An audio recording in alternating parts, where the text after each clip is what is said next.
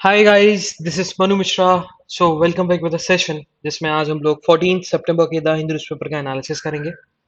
So here we start the analysis of today's newspaper. So what happened? तो कल हमने एक न्यूज़ पढ़ी थी। उस न्यूज़ में हमने देखा था कि पैगासस स्पाईवेयर का जो केस है वो सुप्रीम कोर्ट सुनने वाला है। तो उसने कल सुना। हुआ क्या? सुप्रीम कोर्ट में पिटीशन फाइल हुई पैगासस स्पाईवेयर को लेकर कि सेंट्रल गवर्नमेंट ने जर्नलिस्ट, बहुत सारे पॉलिटिशियंस, बहुत सारे अपोजिशन लीडर्स, उनकी प्राइवेसी ब्रीच करी है बाय दी पैगासस स्पाईवेयर के थ्रू। तो सेंट्रल गवर्नमेंट के ऊपर एलिगेशन लग गए थे कि उन्होंने fundamental right to privacy breach कर दी। तो सुप्रीम कोर्ट ने क्वेश्चन मांगा। सुप्रीम कोर्ट ने बेसिकली एफिडेविट मांगा था सेंट्रल गवर्नमेंट से कि आप हमें एफिडेविट दीजिए, आप हमें बताइए कि ये एलिगेशन जो आपके ऊपर लगाए जा रहे हैं ये सही है या आप इसको डिनाई करते हैं, या पैकेज स्पाईवेयर है क्या, ये कैसे स्नूपिंग करी जाती है। तो ये सारी चीजें हमें बताओ। गवर्नमेंट ने मना कर दिया। गवर्नमेंट ने बोला कि हम डिटेल एफिडेविट फाइल नहीं कर सकते। रीजन बीइंग, क्योंकि अगर हमने डिटेल एफिडेविट फाइल करी तो इंडिया की सिक्योरिटी, इंडिया की सोवरेनिटी में ब्रीच आ सकता है, वो वॉयलेट हो सकती है, और वो ज्यादा सुप्रीम है।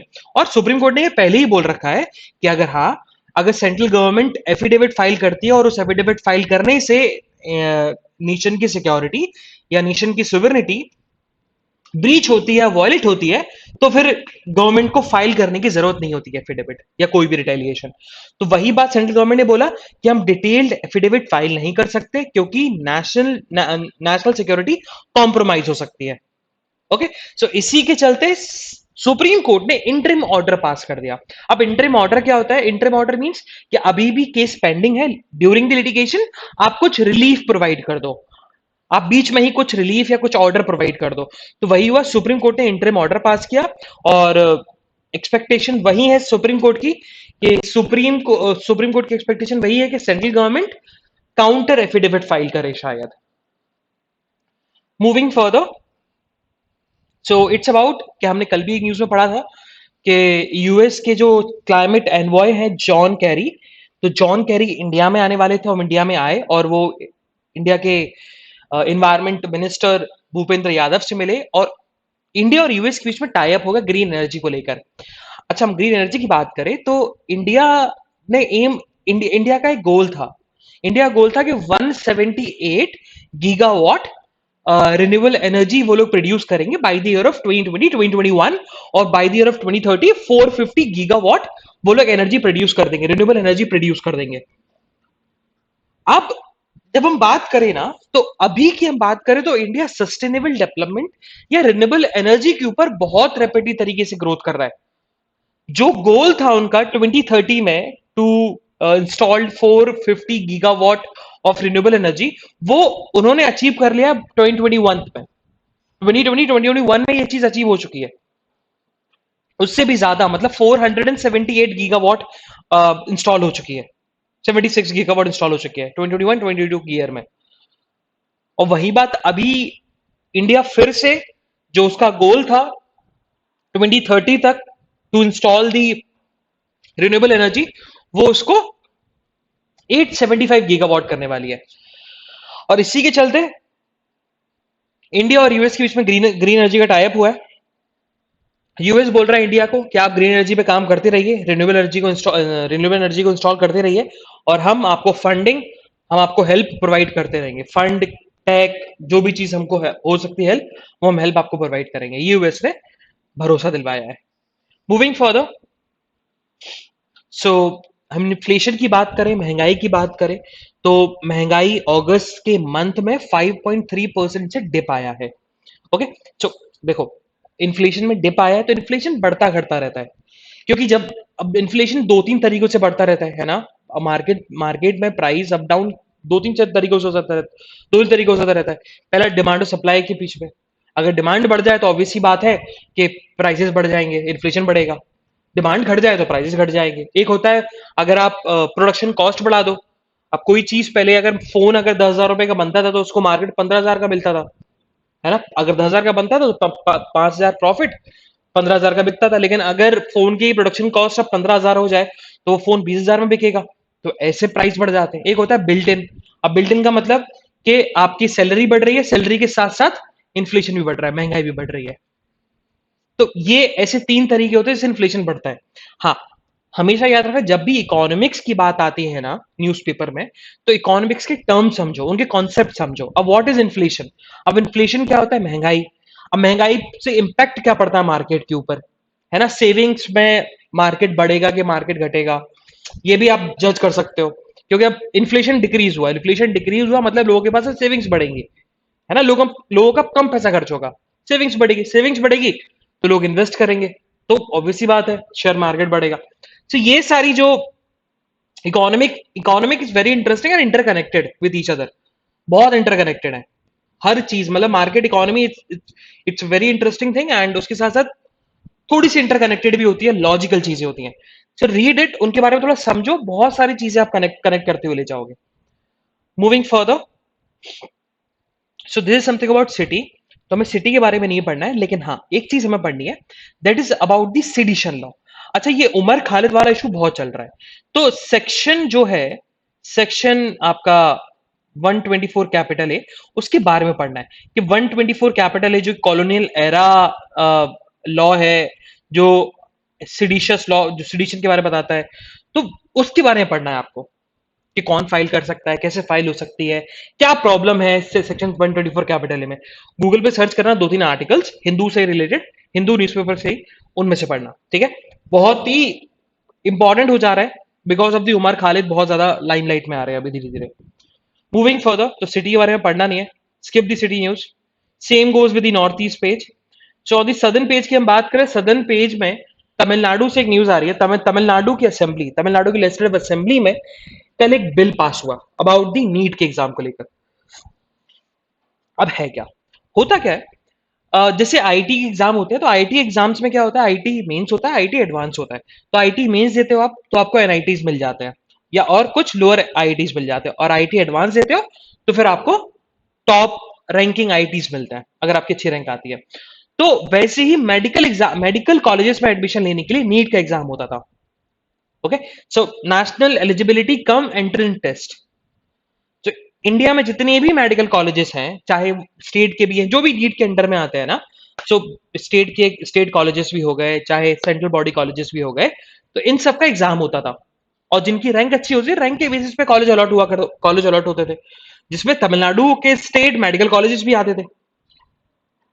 तमिलनाडु ने क्या बोला कि हम नीट के थ्रू अपने बच्चों को एडमिशन नहीं देंगे, हम नॉर्मलाइज्ड जो मेथड था, मतलब 12th के स्कोर के बेसिस पर वो हम देने वाले हैं। इसी के चलते तमिलनाडु की असेंबली ने बिल पास किया कि अब तमिलनाडु के स्टेट मेडिकल कॉलेजेस में नीट के एग्जाम पे एडमिशन नहीं होगा, एडमिशन नॉर्मलाइज मेथड के थ्रू होगा। एंड नॉर्मलाइज मेथड मींस कि आपका 12th का रिजल्ट देखा जाएगा, मार्क्स देखे जाएंगे, उस बेसिस पे आप कॉलेज में एडमिशन ले पाते हो कि नहीं, वो चीज लिस्ट बनाई जाएगी, जिसको लेकर डीएमके, नहीं तो डीएमके तो गवर्नमेंट है, और एआईएडीएमके जो अपोजिशन पार्टी है उसने सपोर्ट किया, बट बीजेपी ने सपोर्ट नहीं किया इस चीज को। Moving further, so from the western page, तो वेस्टर्न पेज की हम बात करें तो बॉम्बे हाईकोर्ट ने एक बहुत अच्छा क्वेश्चन रेज किया है, very very interesting question and very very important question also. उन्होंने क्वेश्चन रेज किया है टू दी महाराष्ट्र गवर्नमेंट। उन्होंने पूछा है कि आप हमें ये बताओ कि ठीक है आप वैक्सीन लगवा रहे हो, तो वैक्सीन आप आधार कार्ड के बेस पे लगवा रहे हो, है ना, आधार कार्ड की इंफॉर्मेशन ले रहे हो, बट व्हाट अबाउट दोज जो लोग होमलेस हैं, आप क्या उनको वैक्सीनेट कर रहे हो कि नहीं? तो ये क्वेश्चन उन्होंने महाराष्ट्र गवर्नमेंट से बोला है, और महाराष्ट्र गवर्नमेंट से बोला है कि आप हमें डिटेल्स भेजो उनकी आइडेंटिफिकेशन की, और हमें ये बताओ कि आपने कितने लोगों को कवर किया है, कितने होमलेस लोगों को आपने वैक्सीनेट किया है। ये क्वेश्चन पूछा महाराष्ट्र गवर्नमेंट ने। अब ऐसे ही सारे हाईकोर्ट्स को क्वेश्चन पूछना चाहिए अपनी रिस्पेक्टिव स्टेट गवर्नमेंट से, अगर हमें वैक्सीनेशन को सक्सेसफुल बनाना है तो। मूविंग फर्दर, सो आज हमारे लिए दो एडिटोरियल इंपॉर्टेंट है। The first one is about the returning to school 17 months later, इसको ऊपर डिस्कस करेंगे। And the second one is about the talking amid conflict, इसके बारे में डिस्कस करने वाले हैं। ओके, सो द फर्स्ट जो एडिटोरियल है that is about the returning to school 17 months later. अब ऑथर ने बताया कि हम बात करें तो कोविड-19 के बाद 17 महीने हो चुके हैं, कोविड-19 को 17 महीने हो चुके हैं, और 17 महीने बाद स्कूल फिर से रीओपन होने वाला है, मतलब ऑफलाइन क्लासेस फिर से स्टार्ट होने वाली है। अब क्लासरूम फिर से बच्चों से भरी हुई होंगी। अब ऑथर का यही कहना है कि जो बच्चे क्लासरूम नहीं आए, 17 महीने तक क्लासरूम नहीं आए और वापस से वो आने वाले हैं, तो it's a very very long gap, unprecedented long gap. मतलब ये पहले कभी नहीं हुआ, इतना लंबा गैप कभी अभी तक की इंडिया के इंडिपेंडेंस हिस्ट्री में अभी तक नहीं हुआ। सो ये टीचर्स के साथ साथ, स्टूडेंट्स के साथ साथ टीचर्स को भी बहुत ज्यादा डिफिकल्टी होगी पढ़ाने में। ओके, देन ऑथर ने बोला कि देखो, अगर हम बात करें, टीचर्स भी दो तरीके के होते हैं। पहला तरीका, पहले तरीके के टीचर कौन से? अब पहले तरीके के टीचर, अब जो ऑफलाइन क्लासेस में आएंगे आफ्टर 17 मंथ, वो वहीं से कोर्स स्टार्ट करेंगे जो उन्होंने ऑनलाइन क्लास में छोड़ के रखा था, क्योंकि ऑनलाइन क्लासेस तो कंटिन्यू थी। तो ऑनलाइन क्लासेस में अगर उन्होंने चैप्टर 5 तक पढ़ा के रखा था, चैप्टर 5 के बाद चैप्टर 6 से वो कंटिन्यू करना स्टार्ट कर देंगे। एक तो वो तरीके के टीचर्स होते हैं जिनको जिनको फर्क पड़ता है कि बच्चों का फ्यूचर जो है वो एग्जामिनेशन पे डिपेंड करता है, एग्जामिनेशन से ही बच्चों का फ्यूचर डिसाइड होगा। एक तो वो तरीके के टीचर है जो एग्जामिनेशन को ज्यादा प्रायोरिटी देते हैं, वो ज्यादा पर्सनल लाइफ में इंटरफेयर नहीं करते स्टूडेंट्स की, उनको सिर्फ मतलब होता है अपने वर्किंग आवर्स से। एक तो वो तरीके के टीचर है। एक दूसरे तरीके के टीचर होते हैं जो इमोशनली अटैच्ड होते हैं बच्चों के साथ, और उनकी जो पॉपुलेशन है वो माइनॉरिटी में है ना। वो टीचर्स जो इमोशनली अटैच्ड होते हैं, बहुत ज्यादा इमोशनली अटैच्ड होते हैं टू दी स्टूडेंट्स। वो समझते हैं कि स्टूडेंट्स का फियर क्या है। उनकी इंपॉर्टेंस ये नहीं होता कि हमें सिलेबस को कंप्लीट कराना है। उनको उनका उनका मेन जो प्रायोरिटी होती है वो ये होती है कि हम चिल्ड्रंस को इतना प्रिपेयर कर दें कि वो एग्जामिनेशन को फेस कर सकें। ओके, इमोशनल वेलबींग जानना होता है बच्चे का, ये बेसिकली उन टीचर्स का प्रायोरिटी रहती है। अब ऑथर ने वही बताया कि हम इन्हीं टीचर्स के बारे में डिस्कस करेंगे अभी, और इन्हीं टीचर्स को बहुत ज्यादा प्रॉब्लमेटिक होगी अपना वही रूटीन को सेटअप करने में। क्यों? क्योंकि 17 मंथ से गैप था, और 17 मंथ से वो टीचर्स भी अपने घर में थे, तो उनका डेली रूटीन भी चेंज हुआ होगा। अब डेली रूटीन के साथ साथ बच्चों का डेली रूटीन भी चेंज हुआ होगा। तो एक तो उन टीचर्स को भी हो सकता है कि कुछ मेंटल प्रॉब्लम हो,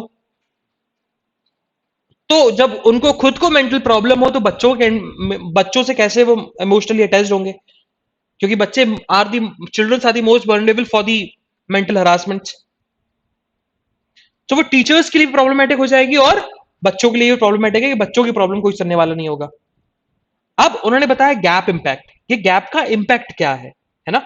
अब गैप के इंपैक्ट की बात करें तो उन्होंने देखा था कोई लर्निंग लॉस नहीं हुआ, क्योंकि लर्निंग लॉस जो है वो तो रिकवर हो जाएगा 2-3 महीने में। या फिर लर्निंग लॉस जो आप सिलेबस वाले की बात करें वो तो ऑलरेडी कवर चल रहा था ऑनलाइन क्लासेस में। बट लॉस हुआ है, और वो लॉस हुआ है क्या? बच्चों का डेवलपमेंट, जो कि स्कूल में होता था, जो कि घर में नहीं हो पाता, वो होती है एक्स्ट्रा करिकुलम एक्टिविटी। अब एक्स्ट्रा करिकुलम एक्टिविटी का मतलब जैसे पेंटिंग हो गया, आर्ट हो गया, आप स्पोर्ट्स हो गया, अदर कॉम्पिटिशन्स हो गए। तो ये extra curricular activities, that's a loss for the student जो 17 मंथ नहीं आ पाए, ये बताया। देन उन्होंने बताया कि गैप का इंपैक्ट और क्या पता है, और क्या पड़ा है। गैप का इंपैक्ट ये पड़ा है कि बात करें तो टीचर्स भी जो पहले फोकस थे, अब उनको ट्रैक पे आना पड़ेगा, है ना। उनको अपने भी ट्रैक पे आना पड़ेगा बच्चों से इमोशनली अटैच्ड होने के लिए, बच्चों को पढ़ाने के लिए, क्योंकि आप शिफ्ट हो रहे हो। पहले आप ऑफलाइन से ऑनलाइन में शिफ्ट हुए तो वो भी बहुत डिफिकल्ट था, लेकिन अब ऑनलाइन से ऑफलाइन में शिफ्ट होना, that's also a difficult task. बच्चे सोशल कल्चरल एक्टिविटीज से दूर रहे। देन आगे फिर ऑथर ने बताया कि ये, अब आगे बताया impact of the online mode, कि ऑनलाइन मोड का क्या इंपैक्ट पड़ा है ना। देखो, ऑथर ने बड़ी प्यारे तरीके से एक्सप्लेन किया कि जब हम ऑनलाइन मोड की बात करते हैं ना, तो ऑनलाइन मोड में चाहिए रिसोर्सेस। बिल्कुल सही बात बोली ऑथर ने, resources is the most essential thing अगर आपको ऑनलाइन एजुकेशन अटेंड करनी है तो। लेकिन जब हम ऑनलाइन एजुकेशन की बात करें तो ऑनलाइन एजुकेशन डिफरेंट रीजन में इंपार्ट हो ही नहीं पाई, सिर्फ कुछ स्पेसिफिक रीजन तक ही लिमिटेड रह पाई, because of the limitation of the resources, because of the limited reach to most of the region. So अगर हम बात करें तो देखा जाए तो रीजन की हम बात करें तो अर्बन एरियाज का ठीक है, वो भी बेसिकली अर्बन एरिया मतलब कैपिटल सिटीज जो हो गई, उन एरियाज में बच्चों का ठीक है, उनका एजुकेशन से ज्यादा इंपैक्ट नहीं पड़ा। लेकिन उन एरियाज जहां जो कि सेमी अर्बन एरियाज है, रूरल एरियाज है, या जहां पर बच्चे गवर्नमेंट स्कूल में जाते हैं, न्यूट्रिशन उनको गवर्नमेंट स्कूल के स्कीम से मिलता है, प्रोग्राम से मिलता है, फूड से मिलता है, और जो न्यूट्रिशन लेवल लो गया उनका, जो एजुकेशन लेवल, जो एजुकेशन लॉस हुआ वो तो अलग, तो जो एक्स्ट्रा करिकुलर एक्टिविटी लॉस हुआ वो तो अलग, ये इंपैक्ट पड़ा है ऑनलाइन मोड का। एक तो बच्चे पढ़ भी नहीं पाए, बच्चों की एक्टिविटीज भी नहीं हो पाई, बच्चों को न्यूट्रिशन भी नहीं मिल पाया। ओके, देन आगे फिर ऑथर ने बताया कि देखो, अभी देखा जाए तो दो प्रायोरिटीज हैं, स्कूल खुल के दो प्रायोरिटीज हैं, या तो कोर्स कवर अप करा ले, या तो एक्स्ट्रा करिकुलर एक्टिविटी से फोकस करे। और आगे वही ऑथर ने लिखा है कि देखो, दो प्रायोरिटीज जो है उन दोनों को अपने अपने एक्सपेक्ट में स्पेस देना होगा। मतलब वो एजुकेशन भी, लर्निंग भी इंपॉर्टेंट है, और लर्निंग के साथ साथ एक प्रायोरिटी जो है अबाउट दी आर्ट्स को लेकर, म्यूजिक, पेंटिंग, थिएटर, डांस को लेकर, वो भी इंपॉर्टेंट है। तो ये सारी की सारी स्टेट गवर्नमेंट्स और प्राइवेट स्कूल्स अगर रिसोर्सेज और टाइम डिवोट करते हैं मार्जिनलाइज एरिया में, तो फिर से वही रूटीन लाइफ जो स्कूल की थी वो फिर से नॉर्मलाइज हो जाएगी। ज्यादा समय नहीं लगेगा, सिर्फ 1 साल का समय लगेगा सारी चीजों को रीऑर्गेनाइज करने में, लेकिन सबका साथ चाहिए, चाहे स्टेट गवर्नमेंट हो चाहे प्राइवेट स्कूल्स हो। ये ऑथर ने एक्सप्लेन किया इस एडिटोरियल में। That is about the school जो रीओपन होने वाले हैं आफ्टर 17 मंथ्स, क्या इंपैक्ट पड़ेगा। Now the second editorial, that is about the talking amid conflict. So what happen, अगर हम बात करें तो अभी वर्ल्ड में दो सुपर पावर है, एक तो यूएसए और एक चाइना, है ना। और दोनों के बीच में कॉन्फ्लिक्ट है लास्ट 5 ईयर्स से, जब से ट्रेड वॉर लॉन्च किया था डोनाल्ड ट्रंप एडमिनिस्ट्रेशन ने। और अभी हम बात करें तो अभी मीटिंग हुई है, अभी जस्ट मीटिंग हुई है प्रेसिडेंट जो बाइडेन और चाइना के काउंटर पार्ट जी जिनपिंग के बीच में फ्राइडे को। वो फरवरी में उनकी लास्ट बात हुई थी, फरवरी के बाद अब वो उनकी मुलाकात हुई है, अब उनकी बात हुई है। अब बाइडेन चाहते क्या है, बाइडेन का कहना है कि देखो, कंपटीशन बना रहे, लेकिन कंपटीशन कॉन्फ्लिक्ट में ना बदले। मतलब बिल्कुल चाइना यूएसए एक दूसरे कंपटीशन है, ये तो यूएसए ने मान लिया है, लेकिन ये कंपटीशन कॉन्फ्लिक्ट में ना बदले, चाइना दुश्मनी ना निकाले या यूएसए दुश्मनी निकालने में मजबूर ना हो जाए चाइना के ऊपर। तो कंपटीशन बना रहे, हेल्दी कंपटीशन, बट कॉन्फ्लिक्ट नहीं होना चाहिए। तो जी जिनपिंग का भी कहना यही है कि हम भी चाहते हैं रिलेशनशिप जो है वो सही तरीके से रहे, सही जगह पे रहे, but because of the US policies के चलते चाइना को रिटेलिएशन करना पड़ता है यूएसए का। ओके, और हमेशा से बात करें तो हमेशा से यूएस ने ही सबसे पहले स्टेप लिया चाइना के अंदर, चाइना के इंटरनल मैटर्स में। उन्होंने साउथ चाइना सी पे बोला, उन्होंने ये बोला कि जिनजियांग रीजन में उग्र मुस्लिम्स के ऊपर जो ह्यूमन राइट वॉल्यूशंस हो रहे हैं उसमें इंटरफेयर किया, हांगकांग अफेयर्स में इंटरफेयर किया, चाइना में इंटरफेयर किया, साउथ चाइना सी के एक्शन में इंटरफेयर किया। हमेशा से चाइना ने बोला कि आप हमारे इंटरनल मैटर पे इंटरफेयर करते हो, आप हमेशा ये क्यों बोलते हो कि ह्यूमन राइट वॉल्यूशन हो रहा है, आप हमेशा, आपने हमारी पार्टी जो कम्युनिस्ट पार्टी है उसको आपने बैन क्यों कर रखा है, आप उसको बैनिंग से हटाइए। और हुवे एक कंपनी है, हुवे, तो हुवे बेसिकली उनके सीएफओ को बेसिकली अरेस्ट कर लिया गया था, है ना। और कम्युनिस्ट पार्टी के मेंबर्स ने बोला है कि आप उनकी एक्स्ट्रेडिशन रिक्वेस्ट को मान लो, आप उनको रिलीज नहीं कर रहे, आप उनका ट्रायल कनाडा में चला रहे हो, तो ये गलत है, ये नहीं करना चाहिए। तो वही बताया गया, तो वही चीज बोली है कि चाइना के फॉरेन अफेयर्स मिनिस्टर और यूएसए के, वही यूएसए काउंटर पार्ट, वही उनका कहना है कि यूएसए और चाइना एक चीज पे आ सकते हैं, वो है क्लाइमेट चेंज। लेकिन वो भी अभी सिर्फ ओसिस नजर आ रहा है, मतलब एक ऐसा वाटर नजर आ रहा है। ओसिस का मतलब होता है कि वाटर सराउंडेड बाय डेजर्ट, है ना, डेजर्ट के बीच में एक छोटा सा पानी, दैट इज ओसिस। तो वो भी डेजर्टिफाइड हो जाएगा, मतलब वो एक रास्ता दिख रहा है जिससे इंडिया, जिससे यूएसए और चाइना अच्छे रिलेशन रख सकते हैं। एक वो ओसिस नजर आ रहा है, वो एक तरीका नजर आ रहा है, वो है क्लाइमेट चेंज, बट वो भी डेजर्ट में कन्वर्ट हो जाएगा, मतलब वो भी क्लाइमेट चेंज को भी ज्यादा हम इंपॉर्टेंस नहीं देंगे, और इंडिया और यूएसए और चाइना के रिलेशन खराब होते रहेंगे। ये बेसिकली ऑथर ने लिखा है, तो just read it, it's a very very interesting one, बहुत इंटरेस्टिंग सा है, रीड इट। मूविंग फर्दर, सो हम बात करें तो एस्टिमेट कॉस्ट जो थी सेंट्रल सेक्रेटरीट बिल्डिंग्स की, 3 सेक्रेटरीट बिल्डिंग्स की, उनकी एस्टिमेट कॉस्ट को लो कर दिया गया, है ना। अब बता दिया गया, थोड़े टेक्निकल रीजंस थे, उसी वजह से थोड़ा सा कट डाउन कर दिया गया, और सबमिशन की जो बिड है वो भी एक्सटेंड कर दी गई। मूविंग फर्दर, सो योगी आदित्यनाथ फिर से कंट्रोवर्सी में आ गए, एंड योगी आदित्यनाथ कंट्रोवर्सी में इस बार इस वजह से आए क्योंकि उन्होंने अखिलेश यादव और मुलायम सिंह यादव का मजाक उड़ाते हुए बेसिकली उन्होंने मुस्लिम वर्ड यूज किया, उर्दू वर्ड यूज किया, दैट इज अब्बा जान, जो कि मुस्लिम रिलीजन के लोग यूज करते हैं अपने फादर को बताने के लिए, अपने फादर को डिपिक्ट करने के लिए। सो अब ये लास्ट टाइम कंट्रोवर्सी उन्होंने करी भी थी, तो जब बता दिया गया था कि कम्युनल आप वर्ड सेटर करते हो 2017 में, जब गवर्नमेंट का फॉर्मेशन हुआ था, उनकी गवर्नमेंट के फॉर्मेशन के पहले उन्होंने अब्बाजान वर्ड यूज किया था, उन्होंने बोला था कि आप कम्युनल कम्युनल डिसहार्मनी फैलाते हो, ये चीज नहीं करनी चाहिए आपको। लेकिन अभी उन्होंने अब्बाजान जो यूज किया वो अपनी अपनी अपोजिशन लीडर अखिलेश यादव के अगेंस्ट यूज किया। मूविंग फर्दर, सो सैटरडे को मिलिटेंट अटैक हुआ था और जिसमें जम्मू एंड कश्मीर के कुछ जवान शहीद भी हुए थे, पुलिसमैन शहीद भी हुए थे, और उनके पुलिसमैन की फ्यूनरल में बहुत सारे लोग आए। तो अब वही कहना है जो लेफ्टिनेंट गवर्नर है मनोज सिन्हा, उनका कहना है कि बहुत सारे लोग टर्न आउट हुए आपके पुलिसमैन के फ्यूनरल में, जिससे ये पता लगता है कि जो जम्मू एंड कश्मीर जो पहले ज्यादा एम्पथी दिखाते थे मिलिटेंट्स के फेवर में, वो अब एम्पथी दिखाना बंद हो गया। अब लोग थोड़े समझदार हो गए, लोग जानने लगे हैं कौन सही है कौन गलत है। सो ये डिपिक्ट करता है कि कैसे the residents of the Jammu and Kashmir, specially Kashmir, are moving towards the non violent act, है ना, वो कैसे गवर्नमेंट के फेवर में आ रहे हैं, गवर्नमेंट के फेवर की बात कर रहे हैं। तो सिचुएशन जो है वो चेंज हो रही है, ये कहना है बेसिकली लेफ्टिनेंट गवर्नर का, कि जो लॉन्ग सपोर्ट मिल रहा था मिलिटेंट्स को, अब वो सपोर्ट नहीं मिलने वाला, ना मिल रहा है।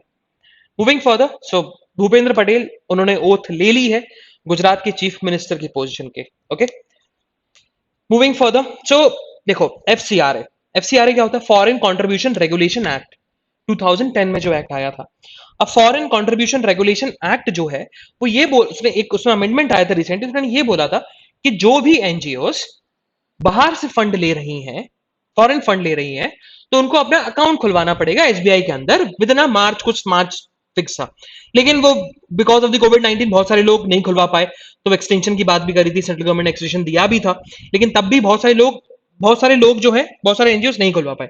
इसी के चलते गवर्नमेंट ने बहुत सारे एनजीओ को जो फंडिंग मिल रही थी, बहुत सारे एनजीओ मतलब 10 अमेरिकन, ऑस्ट्रेलियन और यूरोपियन एनजीओ को जो फंडिंग मिल रही थी, जो बेस है क्लाइमेट चेंज और चाइल्ड लेबर इश्यूज को लेकर, गवर्नमेंट ने उनको मना कर दिया कि आपको फॉरेन फंड्स रिसीव नहीं होंगे क्योंकि आपने एफसीआरए एक्ट 2010 को अबाइड नहीं किया। मूविंग फर्दर, सो स्टडी आई है ना, एक द लिंसेंट करके जर्नल है, मेडिकल जर्नल, बहुत बड़ी जर्नल है, बहुत अच्छी जर्नल है। तो जैसे कि अगर हम बात करें तो जैसे कि एआईआर होती है, जर्नल्स आती हैं लीगल में, तो वैसे ही मेडिकल फील्ड में लेंसेंट करके एक जर्नल है। तो उसकी स्टडी में बताया गया कि ऐसी स्पेकुलेशन थी कि वैक्सीन लगने के बाद आपकी इम्यूनिटी थोड़ी डिक्रीज हो जाती है, तो एक और वैक्सीन देनी चाहिए, दैट इज बूस्टर शॉट, कि आपको बूस्ट अप करने के लिए, आपकी इम्यूनिटी को बूस्ट अप करने के लिए। अब इस पर स्टडी ने बोला कि बूस्टर शॉट देने की जरूरत नहीं है, अब बूस्टर शॉट के रिक्वायर की जरूरत नहीं है, क्योंकि अब धीरे धीरे लोग अपने आप इम्यून होते जा रहे हैं। मूविंग फर्दर, सो सुप्रीम कोर्ट ने बोला है लेजिस्लेटर से, पार्लियामेंट से बेसिकली, कि आप डाइवोर्स को लेकर जो ग्राउंड और डाइवोर्स है उसमें कुछ रिफॉर्म्स लेके आओ। जैसे कि बहुत लेजिस्लेचर थोड़ा रिलक्टेंट होता है, थोड़ा सा मतलब डरता है इंट्रोड्यूस करने में irreversible breakdown of marriage as a ground for divorce. तो वो चीज आप लॉ लेके आइए और इरिवर्सिबल ब्रेकडाउन ऑफ मैरिज को भी ग्राउंड बनाइए डाइवोर्स का, है भी कोर्ट कंसिडर करता है, लेकिन लॉ में नहीं है, तो लॉ आप लेके आओ। Okay, moving further, so on the economic news, business news की हम बात करें, तो बहुत सारे basically insolvency and bankruptcy proceedings pending पड़ी हुई हैं। तो सुप्रीम कोर्ट ने बोला है सारे ट्राइब्यूनल से, company law tribunals, NCLT and NCLT, सारे ट्राइब्यूनल्स को बोला है कि देखो, जैसे ही pending plans, resolution plans clear होते हैं, आप insolvency and bankruptcy procedure start कर देना। अच्छा, बहुत सारे लोगों को समझ में नहीं आया होगा, तो मत पढ़ो, कोई दिक्कत नहीं है, स्किप कर दो, ठीक है? अगर नहीं समझ में आ रहा कोई दिक्कत नहीं है, मतलब इतना इंपॉर्टेंस भी नहीं रखता, ये थोड़ा सा अपर लेवल की बात है, मतलब इट्स समथिंग अबाउट कि जब कंपनीज के पास पैसा नहीं होता अपने क्रेडिटर्स को पैसा देने के लिए, मतलब कंपनी जब खड़ी हुई होगी तो कंपनी से, कंपनी खड़ा करने के लिए पैसा लिया होगा तो वो क्रेडिटर्स हो गए, bank can be a creditor. तो अब अगर आपके, अगर आपके पास इतना प्रॉफिट जनरेट नहीं हो रहा है, इतना रेवेन्यू जनरेट नहीं हो रहा कि आप क्रेडिटर्स को इंटरेस्ट नहीं दे पा रहे या पैसा रिटर्न नहीं कर पा रहे, तो फिर बैंकरप्सी प्रोसीडिंग या इंसॉल्वेंसी प्रोसीडिंग स्टार्ट हो जाती है। उसी को लेकर सुप्रीम कोर्ट ने बोला कि आप डिले मत करिए इन प्रोसीडिंग्स को स्टार्ट करने में। मूविंग फर्दर, सो वर्ल्ड से दो important news. So first one is about the UN official. तो यूएन ऑफिशियल का कहना है कि तालिबान ने जो प्रॉमिस किया था कि हमने जब गवर्नमेंट फॉर्म करेंगे तो बहुत सारे रिफॉर्म्स लेके आने वाले हैं, तो तालिबान उन रिफॉर्म्स को नहीं मान रहा है, उन प्रोमिस पे अबाइड नहीं कर रहा है, वो अपने प्रोमिस को ब्रेक करता जा रहा है। ओके। और वहीं वर्ल्ड बैंक का कहना है, वर्ल्ड बैंक ने बोला है कि because of the climate change हम अराउंड 200 मिलियन लोगों को माइग्रेट करते हुए देख सकते हैं इन द नेक्स्ट 3 डेकेड्स। अपने अगले 30 सालों में 200 मिलियन लोग माइग्रेट हो सकते हैं because of the climate change, क्योंकि कुछ रीजन्स हैं जो फ्लड से कवर हो जाएंगे, कुछ रीजन्स ऐसे हैं जहां पर लैंड आ जाएगी तो जहां पर माइग्रेशन होगा, और कुछ रीजन्स है बहुत पॉपुलेटेड और बहुत ऐसे रीजन्स है जो कि सबमर्ज हो जाएंगे वाटर के अंदर, ये बताया गया। Okay. So sports news, so it's about के डैनियल मैडवीव जो है उन्होंने यूएस ओपन जीत लिया है by defeating Novak Djokovic. Okay. So उनका पहला ग्रैंड स्लैम है। So just write it down, कहीं एक लिख लेना, यूएस ओपन कौन जीता है, विमेन और मेंस दोनों, दोनों सिंगल्स मैन डबल्स में भी ध्यान ध्यान रखना कौन जीत रहा है। So this is the analysis of today's newspaper. So हम लोग कल फिर मिलेंगे with some exciting news, some exciting current affairs. तब तक के लिए bye bye, have fun and enjoy your day. Bye bye guys.